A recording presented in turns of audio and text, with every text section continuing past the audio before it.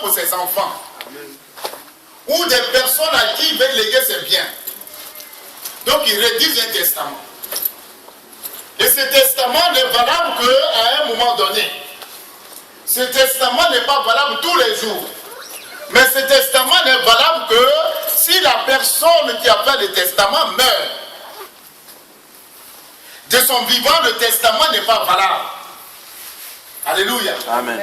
Si tu es héritier du vivant de celui que tu dois hériter, tu ne peux pas rentrer en possession. Alléluia. Amen. Même si tu hérites de ton père, du vivant de ton père, tu ne peux pas prendre, tu ne peux pas lui dire donne-moi tout ça. Il faut qu'il meure d'abord pour entrer en possession. Est-ce qu'on se comprend ce matin? Amen. Est-ce qu'on se comprend ce matin? Amen. Donc le testament, c'est la dernière volonté de l'homme.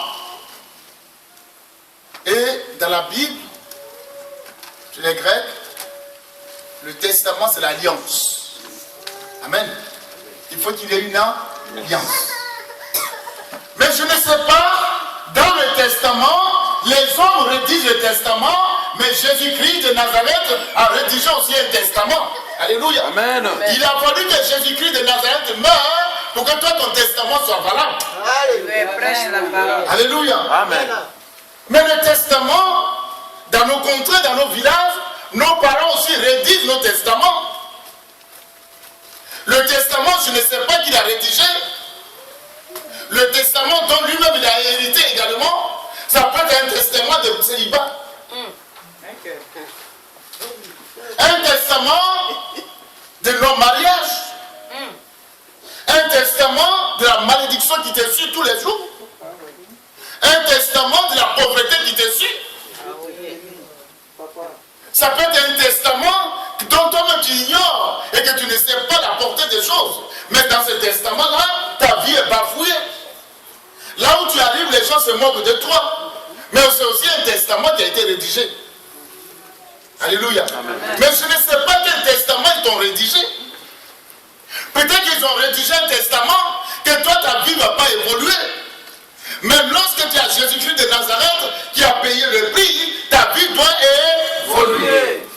Amen. Alléluia. Amen. Ce matin, nous avons 2 enfants. Les gens ont rédigé le testament. L'autre devait rester sur le lit de l'hôpital. Et l'autre devait rester célibat toute sa vie. Mais Dieu a confondu les gens qui ont fait des testateurs. Ils ont été dans la confusion totale. Amen. Il y a eu une confusion qui s'est opérée. Mais toi, ton testament ce matin, peut-être que c'est un testament de joie que tu véhicules. Peut-être quelque part là où tu arrives, tout ce que tu entreprends, c'est l'échec de ta vie. C'est aussi un testament. Fraîche. Peut-être même que tu te débrouilles pour les gens. Tu fais tout pour les gens. Mais ce n'est que la risée. Oh. En retour, il n'y a plus de solution réelle. Il n'y a plus de joie. Tu as aidé des gens. Ou même tu t'es investi pour des personnes. Mais en retour, le testament qui te rédige, c'est un testament négatif. C'est-à-dire qu'on te refoule, on te haït. Tu n'es plus la même personne, mais la personne avec laquelle elle avait mangé. Mais quel est le testament qu'ils ont rédigé pour toi? Alléluia. Le testament. Des gens de leur vivant, ils ont rédigé des testaments pour leurs enfants, pour leurs ancêtres, pour tout ce qu'ils veulent. Mais le testament n'est valable que quand la personne est décédée. Mais il faut que ton ennemi meure pour que ton testament en Jésus soit réel. Amen. Alléluia. Nous prions souvent.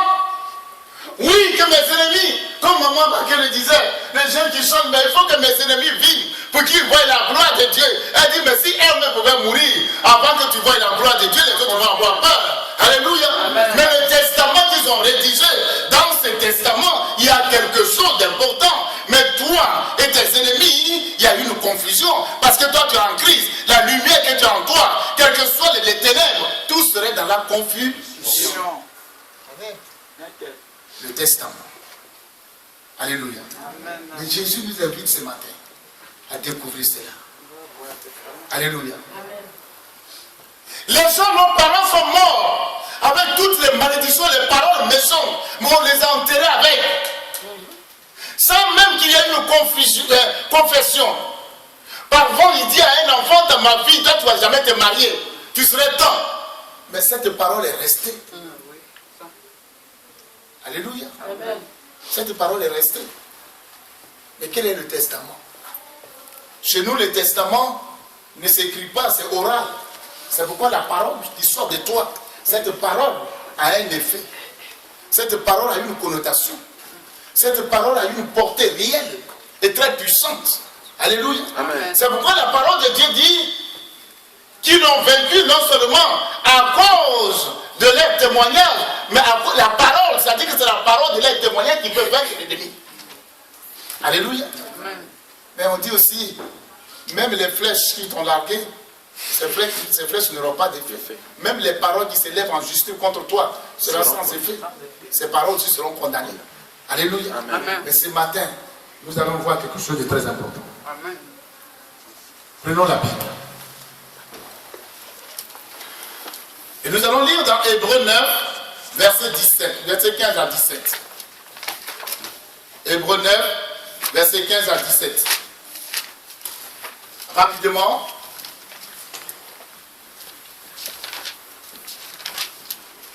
Hébreux 9, verset 15 à 17. Tu as trouvé, tu dis Amen et tu commences à le lire. Amen. Amen. Et c'est pour cela qu'il est le médiateur d'une nouvelle alliance. Il est le médiateur d'une nouvelle alliance. Jésus-Christ de Nazareth est le médiateur d'une nouvelle alliance. Entre le Père et nous, il est le médiateur. Nul ne peut venir au Père que par lui. Alléluia. Amen. C'est Jésus de Nazareth qui est le médiateur. Et qu'est-ce qui se passe? Afin que, la mort étant intervenue pour le rachat des transgressions commises sous la première alliance. Mon frère, ma soeur, sous la première alliance, il y avait déjà des choses qui ont été scellées. Alléluia. Amen. Dans ta famille, les gens ont déjà décidé. Dans ta famille, ils ont leur Dieu qu'ils adorent. Et le Dieu qu'ils adorent, ça peut être un Dieu des rivières, ça peut être un Dieu des eaux, ça peut être un Dieu de la forêt, ça peut être des ennemis, partout qu'ils sont, ou des adorations des statues, voire même des esprits de mort qu'ils adorent. Mais c'est un testament qu'il a fait. Mais par la mort de Jésus-Christ de Nazareth sur la croix, tout a été effacé. Amen. C'est pourquoi le rachat. Amen. Il faut que tu te rachètes. Alléluia. Amen. Amen. Alléluia. Amen. On nous parle de rachat. Alléluia. Amen. Mais regardez Jésus-Christ de Nazareth. Il n'a pas entendu que toi, le pécheur, toi qui adorais les eaux, toi qui adorais les rivières, toi qui adorais les forêts sacrées, toi dans ton village où les gens ne se marient pas, où ils adorent les rivières, les eaux, des maris de nuit, des femmes de nuit. Laissez-moi vous dire, dans certaines régions de la Côte d'Ivoire, les femmes ont des statues qui sont les maris. Chez nous, le baoulé, même. Chez les baoulés, chez les encans. Beaucoup. Il y en a beaucoup. Les femmes ont des statues.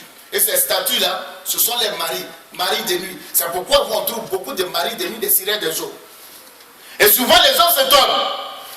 Non, ne nous étonnons pas. Parce qu'ils ont adoré un mari dans le monde des ténèbres. Au-delà, ils ont adoré notre mari. Et ce mari-là les suit. Et même les hommes et les femmes, beaucoup ne se marient pas.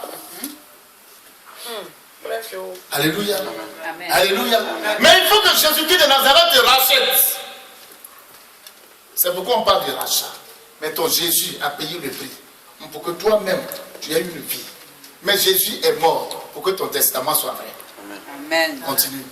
Ceux qui ont été appelés reçoivent l'héritage éternel qui leur a été promis. Ceux qui ont été appelés, toi aussi tu as été appelé.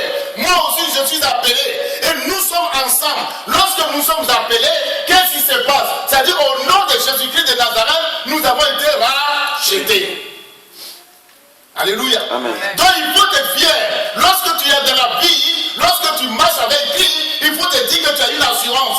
Il faut te dire que tu as quelqu'un qui est avec toi. Et ce dernier a payé le prix. Ne mène pas ta vie dans le désordre. Ne marche pas n'importe comment. Mais regarde à Jésus-Christ de Nazareth qui a payé le prix. Tes parents t'ont déjà enterré. Ils ont adoré des esprits de mort, des esprits de python. Ils sont là-dedans. Mais Dieu t'a racheté. Il a envoyé son fils, le médiateur, pour qu'il soit entre toi et lui.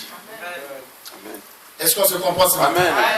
Est-ce qu'on se comprend ce matin? Amen. Jésus n'a pas payé le prix pour rien. Amen. Jésus est mort pour que toi, ta vie soit rachetée. Jésus est mort pour que tu aies une nouvelle vie. Pour que tu marches en nouveauté de vie. C'est-à-dire que tu rentres maintenant dans la nouvelle alliance. Amen. Tu n'es plus dans l'ancienne alliance où il y avait des choses qui se passaient. Mais maintenant, tu es dans la nouvelle alliance. Et quand tu marches avec assurance. Parce que tu as quelqu'un qui est avec toi. Alléluia. Amen. Lorsque quelqu'un est avec toi, le général avec toi, il marche avec toi. Mais de qui tu vas avoir peur? Alléluia. Amen. Si j'ai un garde-corps qui est avec moi, moi je marche avec assurance. Parce que celui qui est devant moi là, quand il y a quelque chose, il va le tuer. Amen. Amen. Amen. Regardez quand un président de la République sort, les gens sont postés sur les maisons, partout. Il y a des pistolets. Les gens sont aux aguets. Ils sont alerte. Mais et lui, il a peur de quoi? L'endroit même où on dit de ne pas aller là. Lui, il s'en va parce que ceux qui sont là, ils le protègent. Amen. Vous voyez un président de la République, on dit, il y a la guerre dans le pays, les gens se tirent. Les gens font tout. Mais lui, il prend son avion pour atterrir. Parce que quand il est dans l'avion, il annonce, c'est moi le président de la République. Et c'est moi, l'avion qui est là, c'est le président. On demande, quand un avion survole, on demande, c'est qui est à bord? C'est le président de la République. Alléluia. C'est le ministre de Jésus qui est là. Oh, Lito arrive. C'est le ministre de Jésus qui est là. Amen. Attention, c'est le ministre de Jésus qui est là. Amen. Et ce ministre de Jésus est exporté. Le ministre de Jésus est exporté. Vous voyez le ministre, premier ministre de Jésus. Elle est là. Elle est là. Quand elle marche, il y aura quelque chose qui l'escorte. Amen. Les missiles vont passer à côté. Amen. Ce jour-là, les missiles vont t'enterrer. Alléluia. Alléluia. Parce que le testament, le testateur, il est déjà décédé. Il lui a donné le pouvoir. Amen. Jésus. Alléluia. Amen. Et ce pouvoir l'accompagne. Ce pouvoir l'accompagne. Ce pouvoir l'accompagne. Alléluia. Mais qui est ton testateur? Qui a signé ton testament? Même s'il est mort, ta vie est encore morte. On dit que quand le testateur lui meurt, c'est là toi tu prends l'héritage. C'est là toi ton testament est valable. Mais celui qui a fait ton testament, il est mort, tout est mort, il n'y a plus de rien de valable. Ta vie devient encore une vie dérisée. Mais qui a fait ton testament? Alléluia. Amen. Qui a fait ton testament? La Bible nous dit que si celui qui a fait le testament, il est déjà mort. S'il est mort, c'est alors que toi, ton testament est valable. Mais ton testament n'est jamais valable. Tu es en Jésus-Christ de Nazareth. Tu marches, tu fais tout. Tu pries, tu paies les dîmes, les offrandes. Rien ne marche. Ton testateur est mort avec. Oh. Il n'y a rien. Reste. Oh. Alléluia. Amen. Il est parti avec ta bénédiction. Il est parti avec tout. C'est ça. Alléluia. Mais tu as un guise. Toi, tu te poses des questions. On te dit fais un rachat. Mais tu dis non, ces choses anciennes sont déjà passées. Maintenant, on est dans la nouvelle alliance. Oui, tu es dans la nouvelle alliance. Mais ta vie ne bouge pas. Rien ne bouge autour de toi. Rien ne marche autour de toi. Tu as payé les dîmes. Tu as payé les offrandes. Peut-être même tu as payé même un avion pour un pasteur. Une voiture pour un pasteur. Mais ta vie ne change pas. Rien ne change. Et te retrouves sur ton testateur. Amen. Amen. Amen. Amen. Qui est ton testateur? Oui, Jésus est mon testateur. Alléluia. Mais si Jésus est mon testateur, quelque chose doit se passer. Parce que la lumière qui est avec Jésus, que je véhicule, cette lumière elle doit illuminer partout. Amen. Cette lumière elle doit briller partout. Amen. Là où je passe, quelque chose peut se passer dans ma vie. Amen. Là où je foule la plante de mes pieds, c'est le trésor. Là où je rentre, il y a quelque chose qui se passe. Amen. Mais le testateur, Amen. il tient encore ta main. C'est ça. Alléluia. Amen. Qui a fait ton testament? Amen. Qui a rédigé ton testament? Alléluia. Tu tournes en rond. Tu travailles, tu tournes en rond. Tu travailles, à la fin du mois, il n'y a plus rien. Nos parents, dans l'ignorance, ils ont signé des choses. Même ils ne savent pas écrire, mais la parole a été prononcée. Alléluia. C'est cette parole qui te condamne. Mais ton Jésus est venu pour payer le prix. Mais souvent, ce que nous nous disons, oui, Jésus a payé le prix. Alléluia. C'est pourquoi, la dernière fois, il y a Oligo TV qui est venu à la maison. Il dit, pasteur, le message que tu nous as prêché à la télévision, ce message-là, En Côte d'Ivoire, les gens nous téléphonent. Partout, les gens nous téléphonent. Ils veulent entendre ce message. C'est quoi? Parce que j'ai dit la vérité. J'ai dit qu'en Jésus de Nazareth, ta vie ne bouge pas. Mais interroge-toi, ne dis pas que je suis dans l'Ancien Testament. Je suis dans le Nouveau Testament. Et que tout ceci est passé. Mais médiocres que nous sommes, incrédules que nous sommes, Jésus a déjà fait rédiger quelque chose. Quand vous lisez dans Matthieu, vous allez voir que Jésus a rédigé un testament. Jésus a déjà fait son programme. Jésus a dit, la parole de Dieu n'aura pas une virgule qui va te sauter. Amen. Jésus n'a pas dit, contentez-vous de ce que je vais dire. Il dit, s'il y a une virgule qui saute dans la parole de Dieu, celui-là, il serait blasphémé. C'est-à-dire que celui-là, même celui qui sautera la virgule, il serait condamné. Amen. Donc, ce qui veut dire que l'Ancien Testament jusqu'au Nouveau Testament. Alléluia. Alléluia. Amen. Alléluia. Aujourd'hui, oui, beaucoup de pasteurs, nous sommes dans la nouvelle alliance. Oui, Jésus dit qu'il est dans nous sommes maintenant dans la nouvelle alliance. Il est mort pour toi. Mais lui-même, il te dit, aucune virgule ne doit te sauter dans la parole. Amen. Alléluia. Amen. Le président de la République Hollande, il a fait son discours programme. Il a mis son programme. Tous ses ministres, qu'ils soient secrétaires, qu'ils soient députés, qu'ils soient qui que ce soit, c'est ça, il va suivre. C'est le programme de Hollande. S'il dévie le programme de Hollande, on dit dehors. Révélation. Amen. Alléluia. Il lui dit dehors. Révélation. Alléluia. Amen. Mais si toi tu es en tant qu'enfant de Dieu, le prédicateur, ton chef te dit, il faut prêcher l'Ancien Testament et le Nouveau Testament. Mais maintenant, vous, le voile est déchiré. Mais ce voile qui est déchiré, c'est quoi? Jésus allait à la croix. Et quand il est parti à la croix, ça veut dire que toi, tu n'as plus besoin de médiateurs sur la terre pour pouvoir entrer. Les Juifs le font aujourd'hui. Parce qu'il y a le temple, dans le temple, il y a le parvis, il y a le lieu saint et le lieu très saint. Mais toi, il n'y a plus ce stade-là. C'est déchiré, tu peux parler à Jésus directement. Amen. Alléluia. Maintenant, il va parler à Jésus. Voilà la différence qu'il y a. Maintenant, je peux me lever ici, là. On rentre dans le temps. Nous qui sommes ici, on n'a pas le droit d'entrer comme ça. Vérité. Il n'y a qu'un seul médiateur. Et ce médiateur, c'est lui qui prend les offrandes, c'est lui qui prend tout, et il s'en va maintenant dans le lieu saint. C'est pourquoi on lui mettait les cordes au cou, aux pieds, pour savoir s'il n'est pas mort là-bas. Si lui-même n'est pas pur, il ne revient plus, il meurt. Oui. Parce qu'il est en contact avec Dieu. C'est pas comme aujourd'hui, on est dans l'impudicité, on peut prêcher. Vérité. La parole. Amen.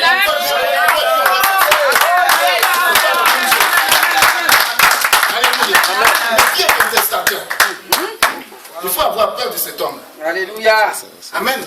Si tu connais ton testateur et que tu as la crainte, quelque chose se passe. Amen. Alléluia.